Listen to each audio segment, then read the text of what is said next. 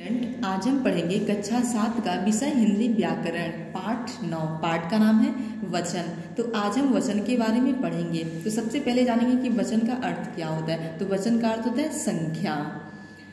शब्द के जिस रूप से किसी वस्तु अथवा व्यक्ति के एक अथवा अनेक होने का बोध होता है उसे हम वचन कहते हैं। यहाँ पे आपका दिया वचन का अर्थ है संख्या। शब्दों के रूप से उनके एक या एक से अधिक होने का पता चलता है अथवा अर्थात वचन से वस्तु या प्राणियों की संख्या का बोध होता है।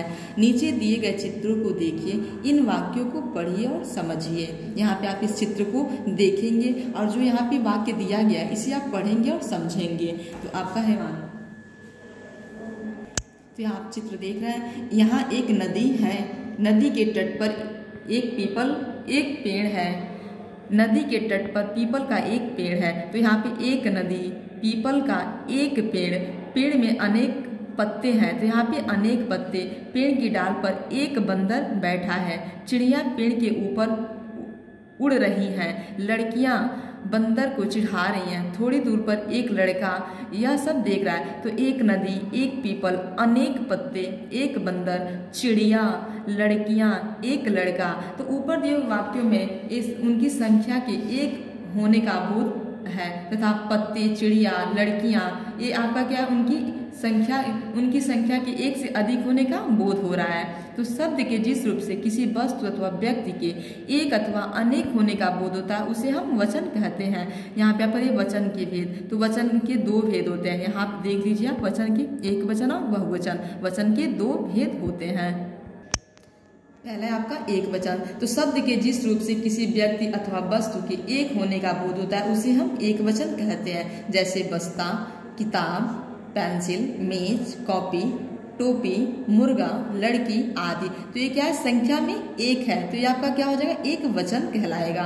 बहुवचन, तो शब्द के जिस रूप से व्यक्तियों या वस्तुओं के अनेक होने का बोध होता है, अनेक होने का बोध, उसे हम बहुवचन कहते हैं। जैसे बस्ते, किताबें, मेजे, कापियाँ, टोपियाँ, मुर्गे, लड़कियाँ आदि। तो यहाँ पे था आपका बस्ता, तो यहाँ आपका है बस्ते। तो ये आपका एक वचन बस्ता है और बस्ते आपका द्विवचन है, बहुवचन है। किताब, यहाँ पे एक वचन और यहाँ पे बहुवचन किताबें। मेज एक वचन और मेजे बहुवचन। कापी एक वचन, कापियाँ बहुवचन। तो ये आपका हो गया एक वचन, ये आपका हो गया बहुवचन। फिर आप यहाँ देखेंगे वचन की पहचान।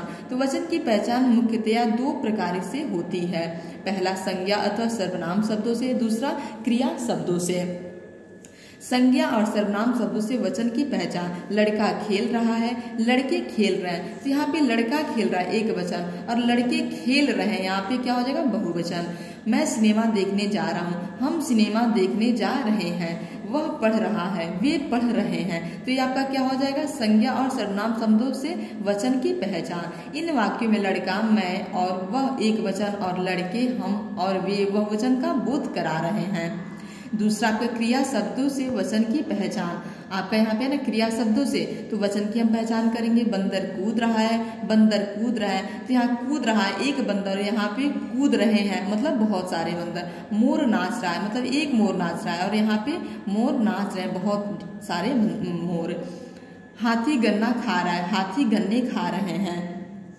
इन वाक्यों में बंदर, मोर और हाथी शब्दों से इनके एक वचन अथवा बहुवचन होने का स्पष्ट बोध नहीं हो रहा है, क्योंकि इनका प्रयोग दोनों वचनों में समान रूप से हो रहा है। इन वाक्यों में कूद रहा है, नाच रहा है और खा रहा है क्रियाओं में एक वचन तथा कूद रहे हैं, नाच रहे हैं और खा रहे क्रियाओं में बहुवचन का बोध हो रहा है। अतः इन वाक्यों वचन की पहचान क्रिया के रूप से हो रही हो। तो इस वाक्य वचन की पहचान किससे, क्रिया के रूप से हो रही है, उसके संज्ञा के नहीं, क्रिया से। मोर, बंदर, हाथी से नहीं हो रहा है, यहाँ पे क्रिया से पता चल रहा है कि कौन सा एक वचन है और कौन सा बहुवचन की क्रिया है। आशु, दर्शन, प्राण, बाल, लोक, हस्ताक्षर, होश आदि शब्दों का प्रयोग सदैव बहुवचन में होता है। तो यहाँ पे माँ की डांट सुनते ही पीहू के आंसू निकल आए। तो ये आपका शब्द बहुवचन का ये वाक्य आपका हो जाएगा। बहुत दिनों के बाद आज आपके दर्शन हुए, ये भी वाक्य आपका क्या है, सदैव बहुवचन में होता है। कल अर्धरात्रि में राजा के प्राण निकल गए, चोर को देखते ही माँ के होश उड़ गए। रमन ने कल ही बाल कटवाए हैं, लोग मुझे अच्छी तरह जानते हैं। मम्मी ने रिपोर्ट कार्ड पर हस्ताक्षर नहीं किए। ये सब सारे आपके बहुवचन के सदैव बहुवचन में प्रयोग किया गया है। वर्षा, आकाश, पानी, रेत, सत्य, झूठ आदि शब्दों का प्रयोग सदैव एक वचन में होता है। इस साल कम वर्षा हुई।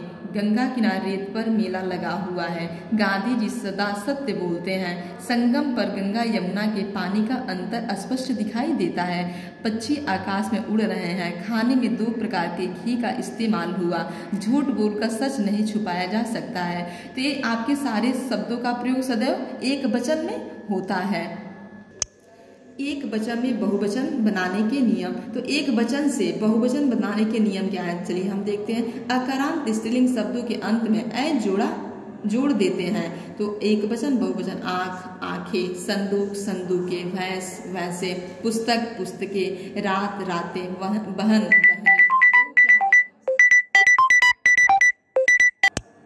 आप अंत में क्या जोड़े हैं, ए जोड़े हैं। फिर आपका यहाँ पे सड़क, स्लेट, गाय, चौखट, खाट, बात, सड़कें, स्लेटें, गाय, चौखटें, खाटें, बातें। तो यहाँ पे अंत में क्या जोड़े, ए की आप मात्रा लगा दिए हैं। फिर आपका दूसरा आकारांत स्त्रीलिंग शब्दों के अंत में ए जोड़ा जाता है।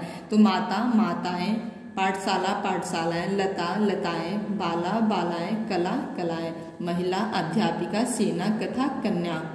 महिलाएं, अध्यापिकाएं, सेना, कथाएं, कन्याएं। तो आप इसे पढ़ेंगे और इसे आप समझेंगे कहाँ पे कौन सा मात्रा लगेगा, इसमें कौन सा शब्द हम इसमें जोड़ेंगे। अकारांत पुल्लिंग शब्दों के अंतिम आ को ए बनाए देते हैं। तो रुपया, रुपए, पंखा, पंखे, बेटा, बेटे, खरबूजा, खरबूजे, गधा, गधे, चिता, चिते, कौवा, संतरा, कुत्ता, छाता, अंधा, कपड़ा। तो फिर आप देखिए बहुवचन बनाने के लिए कैसे आप यहाँ पे ए की आप मात्रा यहाँ पे जोड़ दिए हैं। कौवे, संतरे, कुत्ते, छाते, अंधे, कपड़े। या अंत वाले शब्दों को अंतिम या को या कर देते हैं। तो चूहिया, चूहिया, यहाँ पे या देखिए, या के जगह पे या कर दिए हैं। चिड़िया, चिड़िया, लुटिया, लुटिया, बिटिया, बिटिया, यहाँ पे क्या है आपका या आप जोड़ देते हैं। कुतिया, गुड़िया, डिबिया, खटिया। तो यहाँ पे कुतिया, गुड़िया, डिबिया, खटिया आपका ये शब्द हो गया बहुवचन का। एक वचन इकारांत और इकारांत स्त्रीलिंग शब्दों के अंत में या जोड़ देते हैं और ई को ह्रस्व ई कर देते हैं। तो ककड़ी, ककड़िया, जाली, जालियां, ताली, तालियां, रीति, नीति, दादी का भी ऐसे बहुवचन आपका हो जाएगा, रीतियां, नीतियां, दादियां। फिर आपका है नारी, कापी, कली, दासी, गली, गाड़ी, पहेली, बत्ती। तो यहाँ पे नारियां, कापियां, आप बहुवचन शब्द पढ़ रहे हैं इस टाइम। गलियां, दासियां, गलियां, गाड़ियां, पहेलियां, बत्तियां। तो ऐसे आपका इधर भी है। फिर आपका छठा है उकारांत, उकारांत और औकारांत स्त्रीलिंग शब्दों के अंत में उ, बड़ा उ और औ में ए जोड़ देते हैं। तो गौ, गौवें, वस्तु, वस्तुएं। तो आपका गौ एक वचन और वस्तु एक वचन, और गौवे और वस्तुएं आपका बहुवचन है। बधु बहुवचन, बधुएं। धेनु, धेनुएं आपका बहुवचन। शब्दों में गण, वर्ग, जन, लोग, वृंद, वृंद जोड़कर बहुवचन बनाए जाते हैं। जैसे आप लोग, गुरु, गुरुजन, छात्र, छात्रगण। तो ये आपका एक वचन, ये आपका बहुवचन। अध्यापक, प्रजा, मजदूर आपका एक वचन, और अध्यापक वृंद, प्रजानन और मजदूर वर्ग ये आपका क्या हो जाएंगे बहुवचन। तो इसमें आप कौन सा शब्द जोड़कर बनाए हैं, गण, वर्ग, जन, लोग, वृंद जोड़कर बहुवचन शब्द बनाए हैं, एक वचन शब्द से बहुवचन किए हैं।